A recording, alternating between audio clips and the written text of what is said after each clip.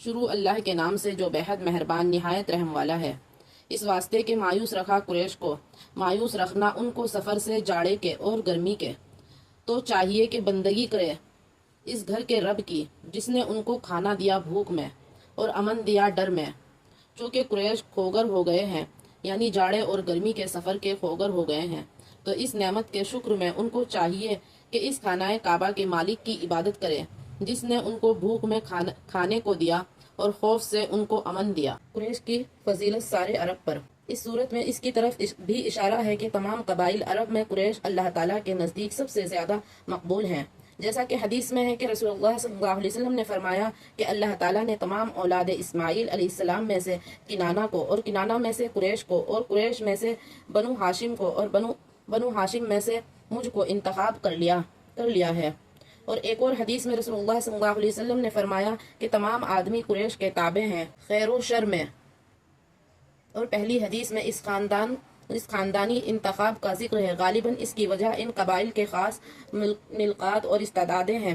کفر و شرک اور جہالت کے زمانے میں بھی ان کے بعض اخلاق اور ملکات نہایت اعلیٰ تھے۔ ان میں قبول حق کی استعداد بہت کامل تھی۔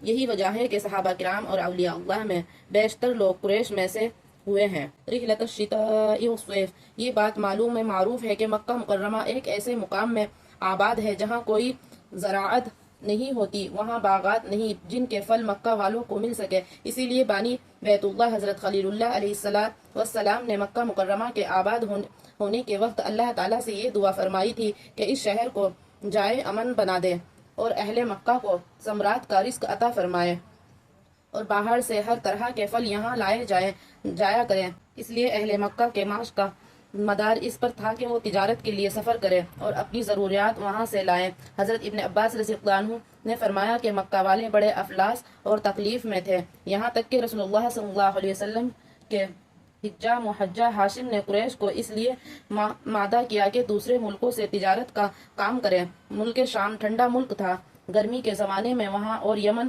گرم ملک ہے سردی کے زمانے میں، اس طرف تجارتی سفر کرتے اور منافع حاصل کرتے تھے۔ اور چونکہ یہ لوگ بیت اللہ کے خادم ہونے کی حیثیت سے تمام عرب میں مقصد و محترم مانے جاتے تھے، تو یہ راستے کے ہر خطرے سے بھی محفوظ رہتے تھے۔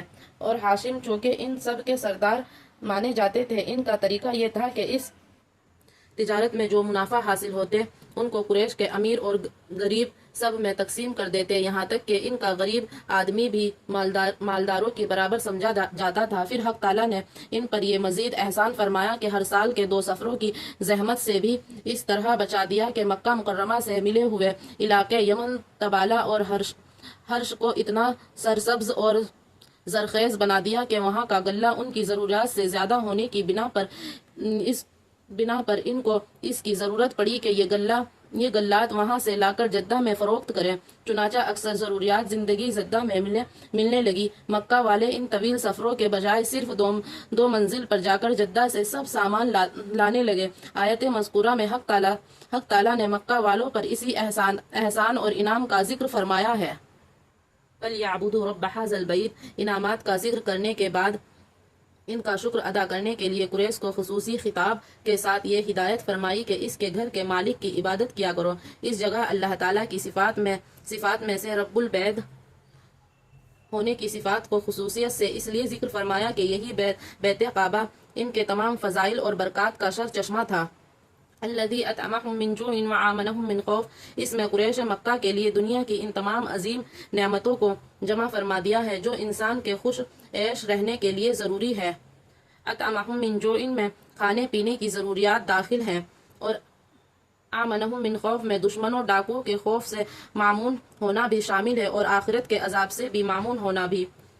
ابن کثیر رحمۃ اللہ علیہ نے فرمایا کہ یہی وجہ ہے کہ جو شخص اس آیت کے حکم کے مطابق اللہ تعالیٰ کی عبادت کرے تو اللہ تعالیٰ اس کے لیے دنیا میں بھی امن اور بے خوف و خطرہ رہنے کا سامان فرما دیتے ہیں، اور آخرت میں بھی۔ اور جو اس سے انحراف کرے اس سے یہ دونوں قسم کے امن سلب کر دیے گئے، اور جو اس سے انحراف کرے اس سے یہ دونوں قسم کے امن سلب کر دیے جاتے ہیں، جیسا کہ قرآن کریم میں فرمایا، یعنی اللہ تعالیٰ نے ایک مثال بیان فرمائی کہ ایک بستی تھی جو معمون اور محفوظ اور ہر خطرے سے مطمئن تھی، اس کا رزق ہر جگہ سے وہ افر آ جاتا تھا۔ پھر اس بستی والوں نے اللہ تعالیٰ کے انعامات کی ناشکری کی تو اللہ تعالیٰ نے ان کو بھوک اور خوف کی پریشانی میں مبتلا کر دیا۔ ان کے کرتوت کی بنا پر